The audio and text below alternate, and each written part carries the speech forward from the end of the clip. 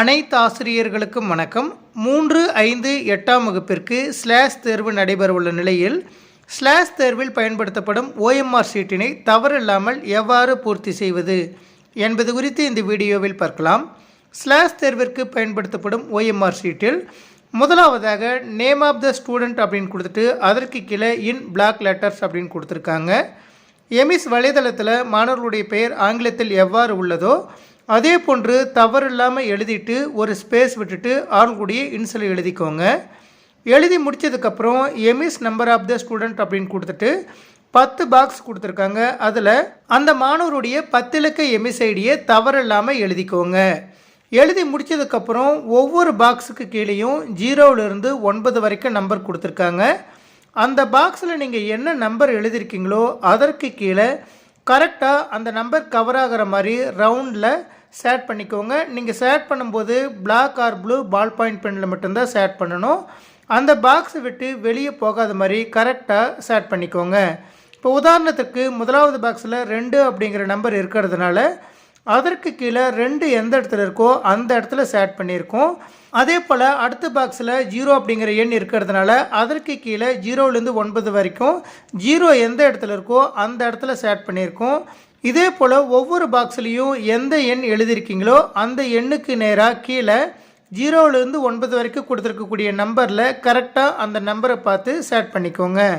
Chat பண்ணி முடித்ததுக்கப்புறம் அடுத்து ரைட் சைடில் யூடேஸ் கோட் ஆஃப் த ஸ்கூல் அப்படின்னு கொடுத்துட்டு 11 பாக்ஸ் கொடுத்துருக்காங்க. அந்த இடத்துல உங்களது பள்ளியின் 11 இலக்க யூடேஸ் நம்பரை எழுதிக்கோங்க. எழுதி முடித்ததுக்கப்புறம் ஒவ்வொரு பாக்ஸ்லேயும் எந்த எண் எழுதியிருக்கீங்களோ அந்த எண்ணுக்கு நேராக சேட் பண்ணணும். இப்போ உதாரணத்திற்கு முதலாவது பாக்ஸில் 3 அப்படிங்கிற எண் எழுதியிருக்கிறதுனால அதற்கு கீழே 0லேருந்து 9 வரைக்கும் கொடுத்துருக்கக்கூடிய எண்களில் 3 எந்த இடத்துல இடம்பெற்றிருக்கோ அந்த எண் மேலே ரவுண்டாக சேட் பண்ணிக்கோங்க. நீங்கள் சேட் பண்ணும்போது அந்த எண்ணை விட்டு வெளியே வராத மாதிரி கரெக்டாக ரவுண்ட் ஷேப்பில் சேட் பண்ணிக்கோங்க. இது போல் ஒவ்வொரு எண்ணிற்கு நேராகவும் எந்த எண் எழுதியிருக்கீங்களோ அதற்கு நேராக கரெக்டாக தவறு இல்லாமல் சேட் பண்ணிக்கோங்க. சேட் பண்ணி முடித்ததுக்கப்புறம் அடுத்து மீடியம் அப்படின்னு கொடுத்துருக்காங்க. நீங்கள் எந்த மீடியத்தில் தேர்வு எழுதுறீங்களோ அந்த மீடியத்துக்கு கீழே தமிழ் மீடியம்னா டி அப்படின்னு கொடுத்துருப்பாங்க, இங்கிலீஷ் மீடியம்னா இ அப்படின்னு கொடுத்துருப்பாங்க. நீங்கள் தமிழ் மீடியத்தில் தேர்வு எழுதக்கூடிய மாணவராக இருந்தால் அந்த டி மேலே சேட் பண்ணிவிட்டு அந்த டீன்ற லெட்டரை மேலே தமிழ் அப்படிங்கிற ஹெட்டிங்க்கு மேலேயே ஒரு பாக்ஸ் கொடுத்துருக்காங்க, அந்த இடத்துல எழுதிக்கோங்க. அதன் பிறகு கிரேட் அப்படின்னு கொடுத்துட்டு 3, 5, 8 அப்படின்னு கொடுத்துருக்காங்க. நீங்கள் எந்த வகுப்பு மாணவரோ அந்த வகுப்பை அந்த பாக்ஸில் எழுதிக்கோங்க. நான் 3ஆம் வகுப்பு மாணவர் அப்படின்ற காரணத்தினால 3 அப்படின்னு எழுதிட்டு 3 அதற்கு கீழே எந்த இடத்துல இருக்கோ அந்த இடத்துல சேட் பண்ணிக்கிட்டோம். அதன் பிறகு செட் அப்படின்னு கொடுத்துட்டு 3, 5, 8, 9 அப்படின்னு கொடுத்துட்டு அதே போல் 0லேருந்து 9 வரைக்கும் கொடுத்துருக்காங்க. உங்களுக்கு கொஸ்டின் செட் எந்த பேப்பர் கொடுத்துருக்காங்களோ அந்த நம்பரை எழுதிக்கோங்க. எனக்கு 32 அப்படிங்கிற செட் கொடுத்துருக்கக்கூடிய காரணத்தினால முதலாவது பாக்ஸில் 3 அப்படின்னும் ரெண்டாவது பாக்ஸில் 2 அப்படின்னு எழுதிவிட்டு 3 எழுதிக்கிறதுக்கு நேராக கீழே எந்த இடத்துல 3 அப்படிங்கிற நம்பர் இருக்கோ அது மேலே செட் பண்ணிக்கிட்டேன். அதே போல் 2 அப்படிங்கிற நம்பர் எழுதிட்டு அதற்கு கீழே 2 எந்த இடத்துல இருக்கோ அந்த இடத்துல செட் பண்ணிக்கிட்டோம். அதன் பிறகு CWSN அப்படின்னு கொடுத்துட்டு locomotor disability, visual impairment, hearing impairment, speech and language disability, intellectual disability, other disability அப்படின்ட்டு ஆப்ஷன்ஸ் கொடுத்துருக்காங்க. நீங்கள் டிசபிலிட்டி ஸ்டூடெண்ட்டாக இருந்தால் அதற்குரிய ஆப்ஷனை சேட் பண்ணிவிட்டு அந்த நம்பரை மேலே இருக்கக்கூடிய பாக்ஸில் போட்டுக்கோங்க. இல்லை டிசபிலிட்டி ஸ்டூடெண்ட் இல்லை அப்படிங்கிற பட்சத்தில் அந்த பாக்ஸை எம்டியாக விட்டுருங்க. அதன் பிறகு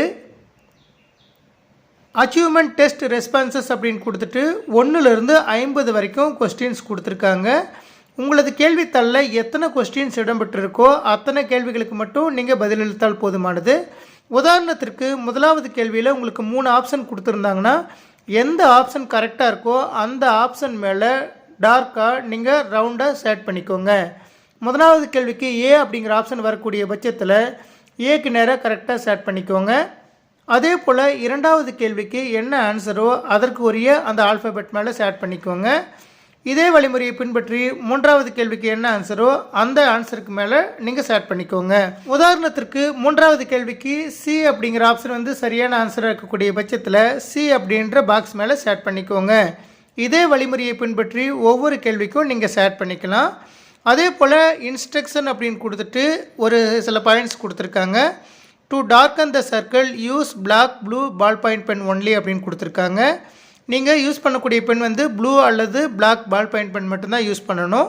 அதே போன்று don't fold or make unnecessary marks அந்த ஓஎம்ஆர் ஷீட் அப்படின்னு கொடுத்துருக்காங்க. ஓஎம்ஆர் ஷீட்டை மடிக்கவோ அதே போல் தேவையில்லாமல் அதில் கிறுக்கல்கள் இருக்கக்கூடாது அப்படின்னு சொல்லியிருக்காங்க. அதன் பிறகு டார்க்கன் த சர்க்கிள் கம்ப்ளீட்லி, நீங்கள் அந்த சர்க்கிளை டார்க் பண்ணும்போது கம்ப்ளீட்டாக அந்த சர்க்கிளை ரவுண்ட் ஷேப்பில் வர மாதிரி டார்க் பண்ணிக்கோங்க. அதே போல் ஆன்சர் எவ்வாறு குறிக்கணும் எவ்வாறு குறிக்கக்கூடாது அப்படிங்கிற ஆப்ஷனும் கொடுத்துருக்காங்க. லெஃப்ட் சைடில் கரெக்ட் மெத்தட் அப்படின்னு கொடுத்துட்டு டார்க்கன் த சர்க்கிள் பண்ணும்போது கரெக்டாக அந்த சர்க்கிளை வந்து கவர் ஆகிற மாதிரி சர்க்கிள் பண்ணுற மாதிரி கொடுத்துருக்காங்க. தவறான மெத்தட் என்னென்ன அப்படிங்கிறதெல்லாம் ரைட் சைடில் கொடுத்துருக்காங்க.